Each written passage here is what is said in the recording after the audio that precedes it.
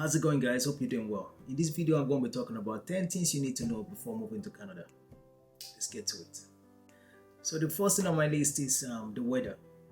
The weather here is, everybody knows already, there's nothing new about how cold it is here. And it depends on the province you actually live in. If you're living in somewhere like Vancouver, warmer day. Well, I think everywhere else is basically cold. But that's just something you need to put in mind, that the weather it's always cold. And summertime is really nice, and sometimes it actually gets really hot in the summertime, but it's nothing you can get used to. Actually, you can never get used to the cold, but just something to put in mind anyways. You always just gotta dress warm for it, and that's basically it in regards to the weather. Just dress warm for the weather, that's it. There's nothing new about that. So and my number two is tipping. So I'm pretty sure, like, it depends on what service you're getting. If you go to a restaurant, it's basically common sense to maybe tip, and sometimes they would kind of force it to you to, like, okay, this the amount of percentage you have to tip. It's already in there, like you tip.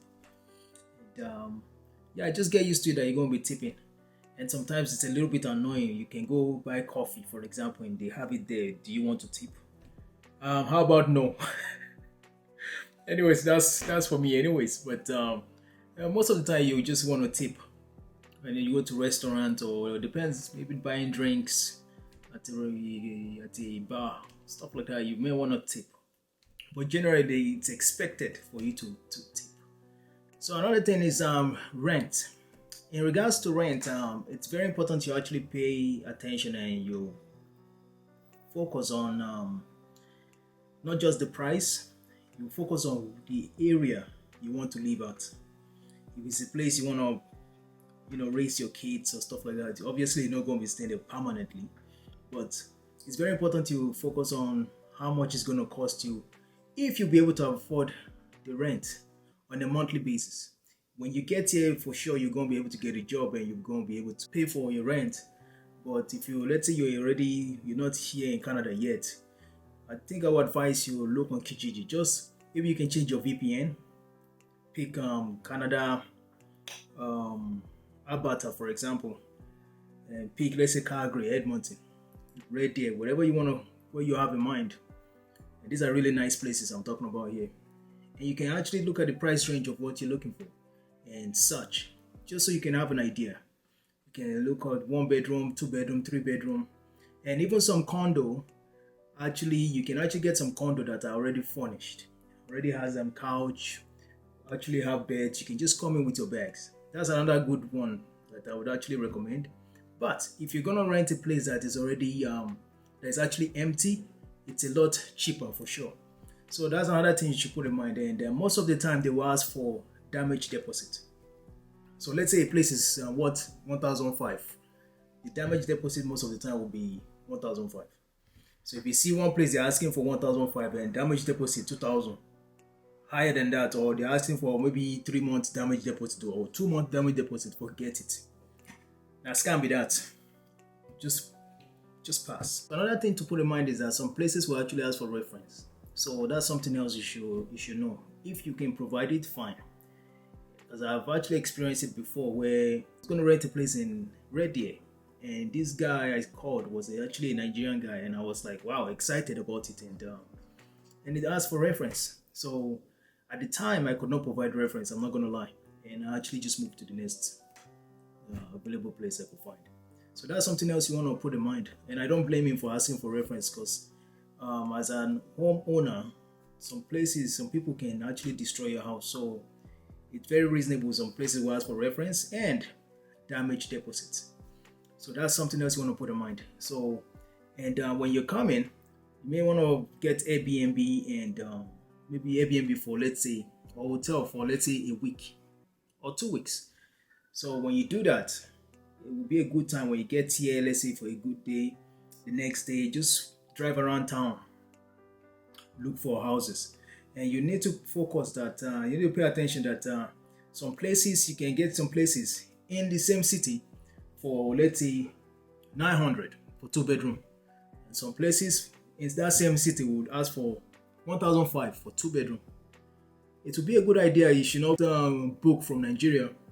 When you get here after using Airbnb for some time, just drive around that area. See why. Why is it cheap? It might be an area of high crime rate, or maybe there's something. There gotta be a reason why it's a lot cheaper. Maybe the quality of the house, or you have to pay attention to all this. You understand? And if you know you're not gonna be there for a long time, like you just wanna, it's fine to just rent a place. But I just needed to understand that sometimes when the rent prices are always based on the location of the place, how beautiful the place is, how safe the place is, the kind of neighborhood. There's some neighborhood whereby you can actually get 2 bedroom for like as low as 600, and when you're back from work, you cannot go out. I'm not even kidding. Homeless people everywhere, bombs everywhere. So that's one thing you want to be careful about. So another thing is your cover letter and resume. It's very easy to actually build a resume. It's basically you just have to put in information on your qualification, how much skills you have, how much experience you have. It's basically straightforward. Basically, a quick information about yourself, talking about how you'll be a good fit in the company. So that's cover letter. And don't go write cover letter whereby a full page, you cover the whole page and cover the other side of the page. Nobody's going to read that. Just a quick, maybe maximum, as far as I'm concerned, 3 paragraphs. Then you're done. Straightforward. Like anybody would look at it and be able to read it real quick, and and be able to understand what you're actually trying to say. And there are some jobs that would actually require cover letter, and there are some that would not require cover letter. But most of the time, I would definitely recommend, if you already have the cover letter, just attach it. And most of the time now, people are applying. You're applying online, so if they ask for just resume, you just put in the resume. For cover letter and resume, just put it there. Even if it's optional, just put the cover letter. So, because just looking at the cover letter, sometimes they can tell a lot about you. Like, well, this guy is going to be a good fit for us. Process on getting a job. So, getting a job here, as far as I'm concerned, is easy. Not so easy. It depends on the kind of job you're looking for. If you're coming from Nigeria or wherever you're coming from, and you're hoping to actually do your dream job, that may not be as easy. But if you're looking to actually get any job that would pay the bills while you look for your dream job, then that's a lot easier. So that's what I can say about getting a job. It's everybody has their own stories. I did a lot of survival job before I actually got my desired job here in Canada. So that's what I can say about getting a job. But you just need to put in mind that your qualification in Nigeria may not really apply to what you might want to be looking for here. Like, let's say you're a doctor in Nigeria, for example. When you get here, your credentials may not, meet their standard here. So there's a good chance that you might actually have to do some exams to qualify to their standard here. It depends. So let's say you're an engineer or a programmer, for example. It doesn't matter. Like, as long as you can show that you have the skills, you're good to go. So that's that in regards to getting a job.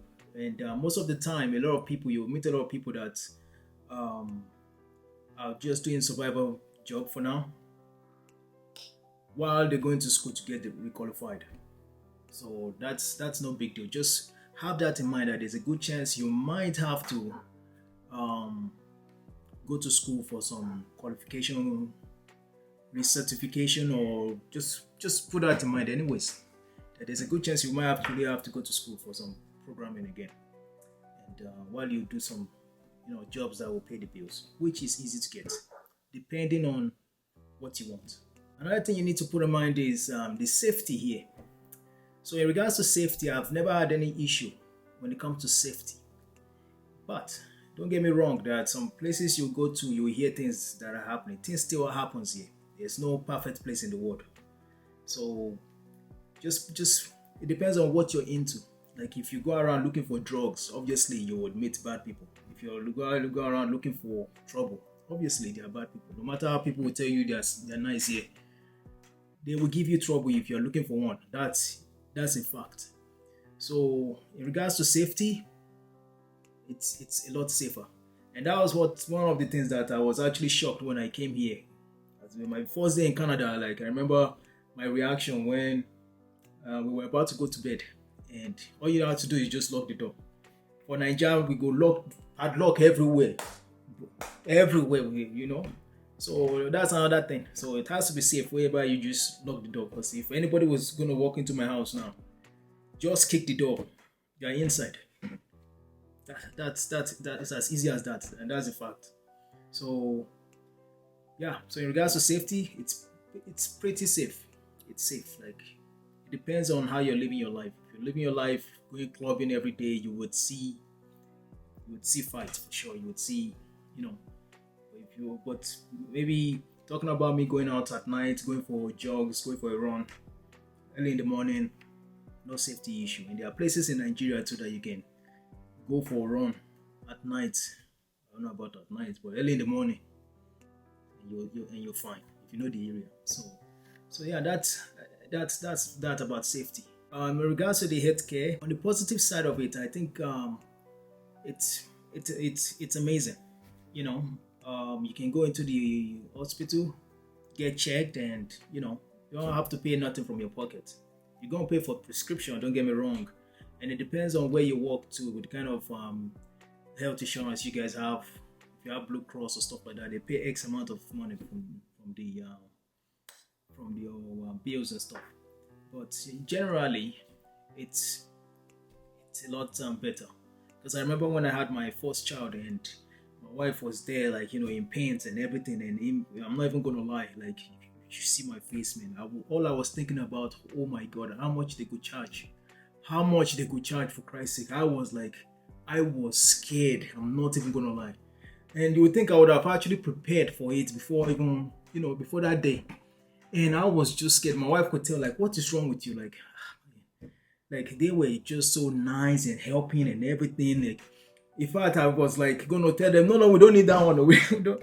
So, and my wife told me, like, what's wrong? Like, I'm like, do you have any idea how much it's gonna cost? And she told me, like, it's free. I think that was the only time she smiled, like, and she told me it's free.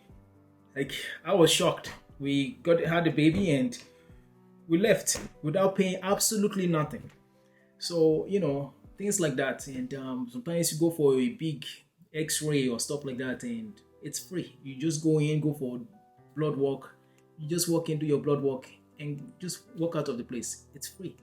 Not like it's free, like you're paying for it on your tax, but you get the idea. So in regards to checks with your kids and stuff like that too, like it's a lot, you know, it's really good.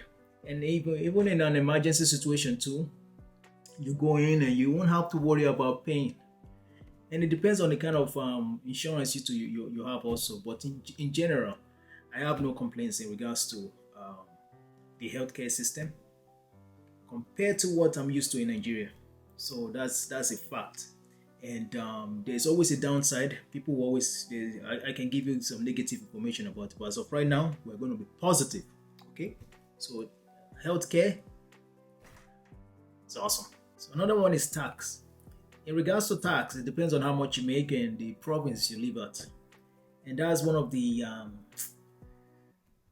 biggest thing here, man. You are taxed on almost everything. Like, it's unbelievable. You even pay property tax. You pay like your paycheck, they go tax them. You go grocery store, you still pay tax. You go shopping, you still pay tax. Like, I don't understand. But that's that anyways. But at least they're using it for good things. Like the healthcare we talked about. That's one of where the money is going to. Schooling, helping less privileged and stuff like that. Road construction, like sometimes you see the construction everywhere, even on road that in your mind you're like, this road, there's nothing wrong with this road, but they will come and do the maintenance on the road. So at least we know where the tax is going. So yeah, but we're paying for it anyways. It is what it is, and it depends on how much you make. Also, the more money you make, the more they tax you. And but that doesn't mean you should not want to make more money. Obviously, you want to make more. So that's the game, anyways. So another thing you should put in mind is the cost of living here in Canada. Obviously, due to inflation, things has got more expensive worldwide anyways. And in regards to cost of living, like, you know, it depends on your lifestyle as far as I'm concerned, and how you blow money and what you spend money on. So I try live below my means. Like, things are generally expensive here. And you're pretty much gonna spend money based on what your budget means. So if you wanna buy stuff on credit and stuff like that, there's room for you. If you wanna buy stuff cash, yeah, there's room for you. If you wanna buy things you cannot afford that you wanna pay in the next 5 years, there's room for that. You wanna buy a car right now and pay for it now, you don't have to worry about payment. Yes, there's room for that. So in regards to cost of living, cost of grocery shopping too is getting expensive too. So that's something to put in mind. But you're gonna be working and you're gonna be able to afford it. That's the main thing anyway. So I don't think it depends on how you live your life. If you want to cook at home or you want to go to restaurant to go eat, that's the way you live. That's the way you like it. So there's no big deal on that. But it does get expensive. It's been getting expensive. Cost of living, your rent, mortgages has been expensive. So that's something you want to put in mind anyways. If you have a criminal record, don't even bother. Don't even think about it. And even when you get here, you want to be in your best behavior. You want to be in your best way possible, just so you don't have any criminal record. Even if you're here as a PR, it affects you even if trying to be a citizen if you have a criminal record. Or you're here as a student visa with as a student, or with work permit, and you get into any trouble, drunk driving or stuff like that, you have any criminal record, that would definitely affect you from getting your PR card or citizenship. So you want to put that in mind. So if you've applied from Nigeria or wherever it is, you may want to be in your best behavior, have a good record. Another thing is being your health. You want to be in a good shape. You want to be in good health also. That's another thing to put in mind when you apply. And also another thing is also good to show that you're actually capable of taking care of yourself. Yeah, hope you guys like this video. And I'm just starting this channel also. So hope you like it and subscribe. Let's grow this channel together. If you have any question, we can put on the comment section, and if you have anything, you can contribute. So people might actually just go to the comment section and get more information. Also, you can, if you have any more tips, you can put it in the comment section, and it's definitely going to help someone. Like the video and comment and subscribe. You can turn on the notification, so that will definitely help too. So have a good one. Peace.